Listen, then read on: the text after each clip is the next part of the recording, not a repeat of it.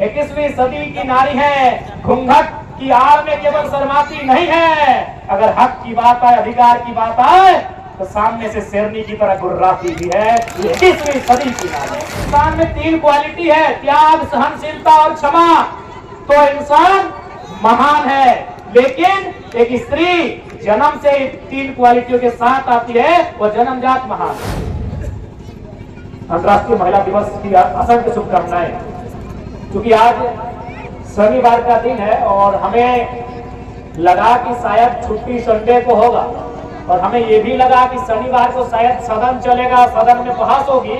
और हम अपना डायरी में लिख के आए थे, हम लिख के आए थे कि कोयला पे लेके किस दिन बहस करेंगे, विस्थापन को लेकर कब बहस करेंगे, जेपीएससी चेयरमैन की नियुक्ति को लेकर कब बहस करेंगे। हम पूरा 20 दिन का शेड्यूल बना के आए थे कि कब कब हमको क्या बहस करना है।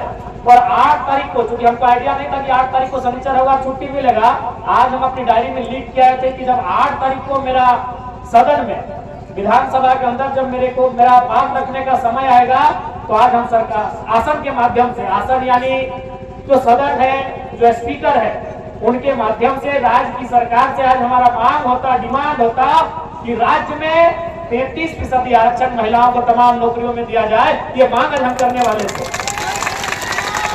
लेकिन चूंकि आज छुट्टी हो गया है, कोई बात नहीं। अभी हर एक विभाग का बजट पे चर्चा होता है।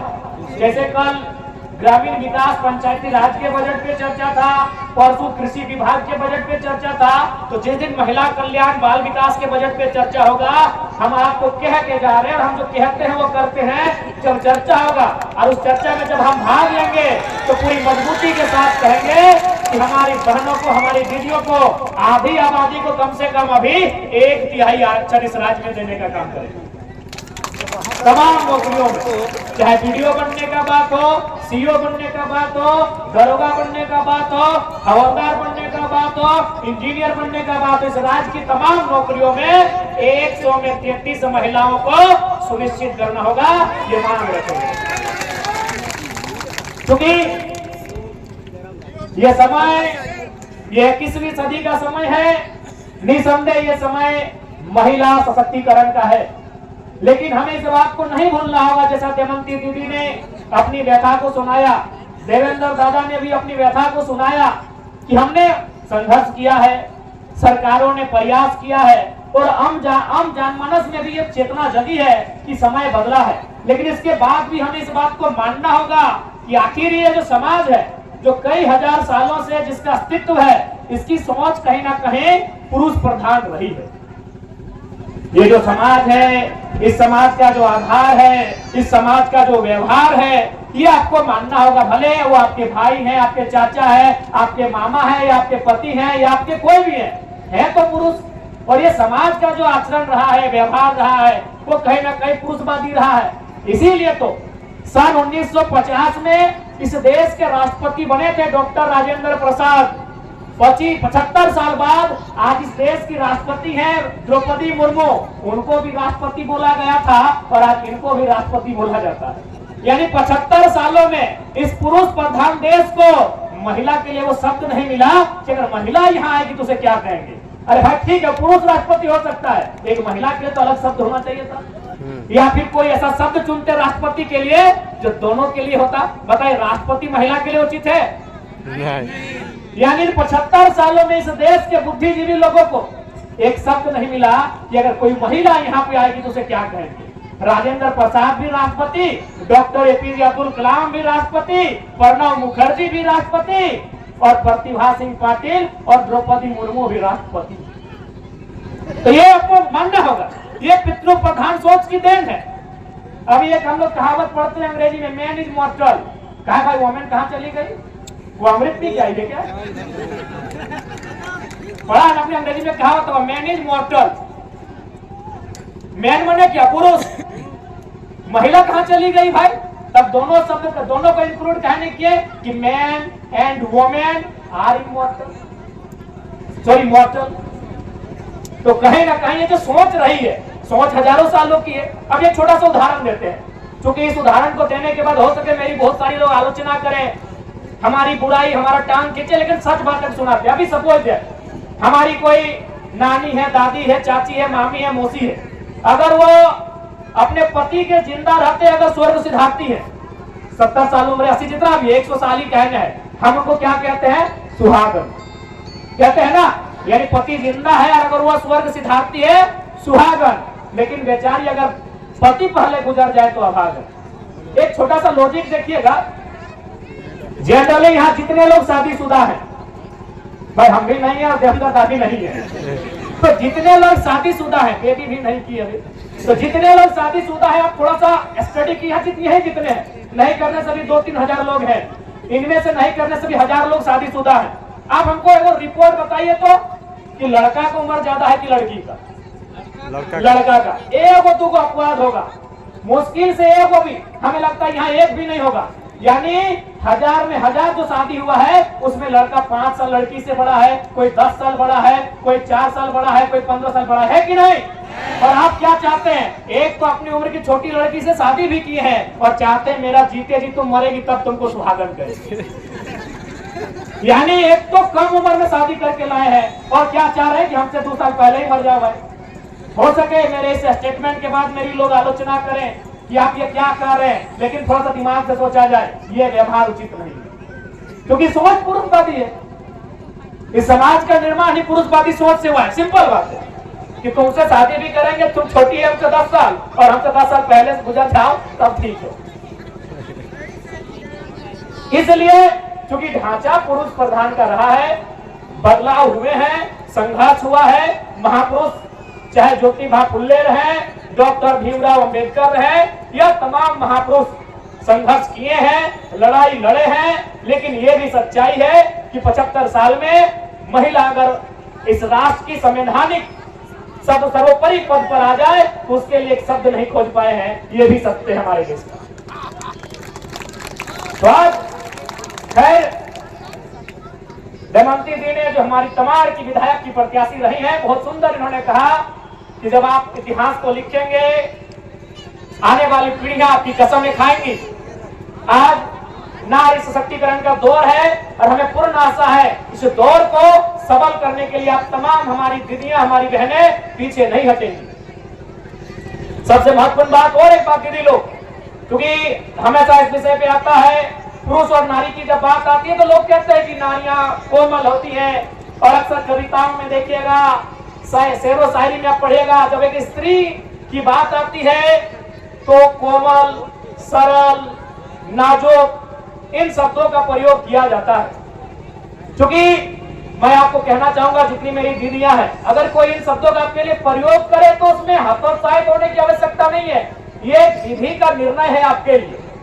जिसने संसार को बनाया है, कोई ईश्वर कहे, कोई अल्लाह कहे, कोई वाहे गुरु कहे, कोई मरांग गुरु कहे, कोई बूढ़ा बाबा कहे, कोई प्रकृति कहे, जिसने भी ईश्वर, जिसने भी संसार को बनाया है, उसने वास्तव में बनावट की दृष्टि से पुरुषों की तुलना में स्त्रियों को मुलायम बनाया है। मेरा तर्क सुनिएगा, क्यों हो सके मेरी आलोचना आप कर दें कि आप स्त्रियों के लिए मुलायम, सरल, कोमल शब्द का प्रयोग कर रहे हैं, लेकिन मेरा तर्क सुनिएगा। अच्छा, आपने मिट्टी के बर्तन को बनते हुए देखा है? अच्छा, अगर एक बात बताइए, अगर मिट्टी कठोर है तो क्या वो बर्तन बनेगी? नहीं बनेगी ना। यानी मिट्टी को पानी में गीला करना पड़ता है, यानी कोमल। मिट्टी अगर कोमल बनेगी तभी वो बर्तन बनेगी। आपने लोहा को देखा है तलवार बनते हुए? क्या जो लोहा कठोर है, रड के समान है, वो तलवार बनेगा? नहीं बनेगा। उस लोहे को अगर आग में गलाएंगे, तपाएंगे, यानी कोमल, उसके व्यवहार में परिवर्तन करके उसे कोमल बनाएंगे, उसे नाजुक बनाएंगे, तभी वो तलवार बनेगा। तो मेरे कहने का मतलब है, कोमल उसको बनना पड़ेगा जिसको आविष्कार करना। आप बिना कोमल बने, बिना सरल बने, बिना कोमल बने आप आविष्कार नहीं कर सकते हैं। आप एक जंगल की लकड़ी को ले आइए, वो लकड़ी तभी सीधी होगी। तो आविष्कार करना है, आविष्कार मतलब सृजन, आविष्कार यानी नया, तो आपको कोमल बनना पड़ेगा। और विधाता ने स्त्रियों को उनके गर्भ में आविष्कार का जिम्मा सौंपा है। ये विधाता का निर्णय है, ये प्रकृति का अटल सत्य है कि जिसको आविष्कार करना है उसे कठोर बन के नहीं, कोमल बनना होगा। तो यदि आपको कोई कहे कोमल तो भैया उसके पीछे कारण यही है कि आपके गर्भ में, आपकी कोख में चाहे देवेंद्र महतो है, जयराम महतो है या दमयंती मुंडार है, उनका आविष्कार हुआ। हमारा आविष्कार आपके गर्भ में हुआ है, तो अगर आप कोमल नहीं होती आविष्कार हमारा नहीं हो पाता।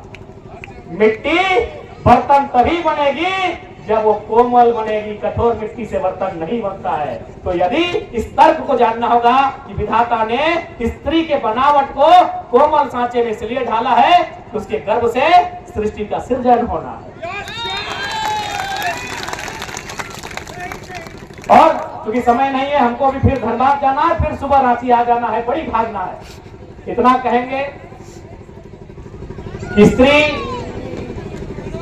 इस देश के महान साहित्यकार मुंशी प्रेमचंद, उन्होंने अपनी कालजयी पुस्तक गोदान में लिखा है कि एक इंसान को महान बनने के लिए 3 क्वालिटी होना चाहिए: त्याग, सहनशीलता और क्षमा। अगर एक इंसान में 3 क्वालिटी है, त्याग, सहनशीलता और क्षमा, तो इंसान महान है। लेकिन एक स्त्री जन्म से 3 क्वालिटियों के साथ आती है, वो जन्मजात महान है। पहला क्वालिटी त्याग। त्याग समझा? यार त्याग मतलब बापा के घर छोड़ के ससुरा के घर आए, त्याग है ना। सबसे बड़ा त्याग तो यही हुआ कि आप जन्म कहीं हुआ, फले फूले कहीं, खेले कूदे कहीं और दौड़ के चले आए कहीं, सबसे बड़ा त्याग। ये त्याग नहीं कोई कर सकता, ये जन्मजात एक स्त्री करती है, इसीलिए वो महानता की श्रेणी में आती है। त्याग करते हैं ना, एक स्त्री विहीन होती है, विहीन बुझा, विहीन, अरे धान लगाने से पहले विहीन लगाते हैं। हाँ, हम लोग धनबाद बोकारो में विहीन बोलते हैं या आफर बोलते हैं, आप क्या बोलते हैं? विहीने बोलते हैं। तो एक स्त्री विहीन होती है, कैसे मालूम है? न विहीन लगता है एक जगह, लेकिन उसको उठा के फिर लगाना पड़ता है पूरे खेत में। वही होती है स्त्री, लगती है कहीं और, जन्मती है कहीं और कहीं जाके समाती है, सजाती है कहीं और। दूसरा क्वालिटी है सहनशीलता। आप समझ रहे हैं? सहनशीलता माने सहना, सहना। आप यही एक उदाहरण लीजिए, यही अगर कोई दो पति पत्नी आए हैं तो उनको सामने लाइए, जिनका छोटा छोटा बच्चा हो, दोनों की गोद में छोटा छोटा बच्चा दे दीजिए, और सौभाग्य ये हो कि एक ही उसी टाइम या तो वो शौचालय कर दे या तो पैखाना करे। आप उसका भाव देखिएगा, एक मर्द का भाव देखिएगा और एक महिला का भाव देखिएगा। महिला के भाव में अंतर नहीं होगा, और मर्द बोल गए इसको लेके जाओ, गलत बोल रहे हैं।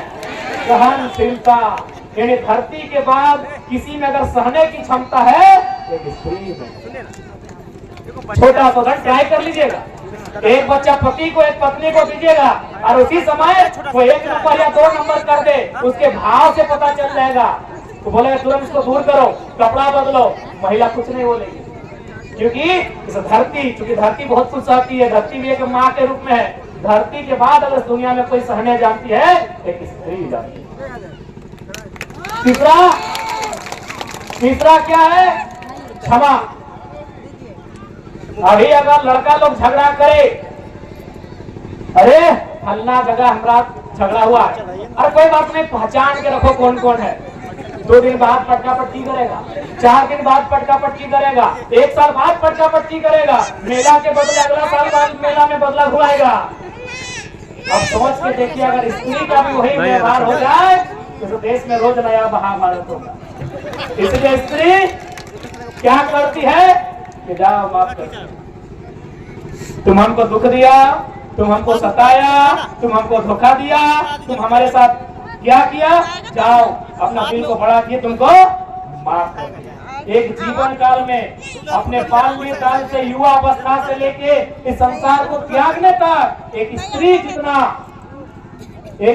जितना लोगों को माफ करती है, शायद ही कोई कर पाए। माफ यानी क्षमा कर। इसलिए आज नारी दिवस के अवसर पर मैं तमाम दीदियों से, तमाम बहनों से आग्रह करूंगा कि 21वीं सदी आपका है, बस आप सार्थक होकर एक दिशा में चलने का काम करें। हम सब इतना ही कहेंगे कि यहाँ 21वीं सदी की नारी है, ये केवल बेलन लेकर रोटी ही नहीं पकाती है। ये बेलन लेकर केवल रोटी ही नहीं पकाती है, जरूरत पड़े तो बम लेकर दुश्मनों के टैंक भी फोड़ आती है। ये 21वीं सदी की नारी है। ये केवल पाउडर और काजल लगाकर श्रृंगार ही नहीं करती है। ये केवल पाउडर और काजल लगाकर श्रृंगार ही नहीं करती है, समय आने पर आंखों में अंगार भी बनती है। ये 21वीं सदी की नारी, ये 21वीं सदी की नारी है। ये केवल पर्दे के पीछे से शर्माती नहीं है। ये 21वीं सदी की नारी है। घूंघट की आड़ में केवल शर्माती नहीं है, अगर हक की बात आए, अधिकार की बात आए तो सामने से शेरनी की तरह गुर्राती भी है। ये 21वीं सदी की नारी है।